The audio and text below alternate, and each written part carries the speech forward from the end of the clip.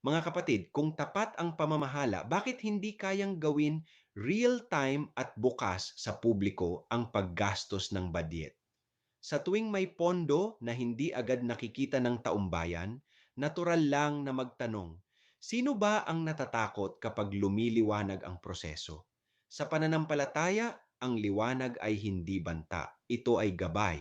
Pero sa politika, bakit tila may mga nanginginig kapag hinihingi ang transparency? Kapag may tinatago, may nasasaktan. At sa huli, ang natatamaan ay hindi ang makapangyarihan, kundi ang ordinaryong mamamayan.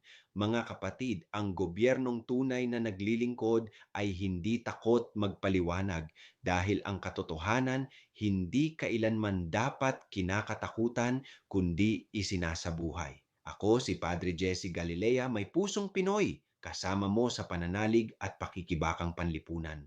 Hanggang sa muli mga kapatid.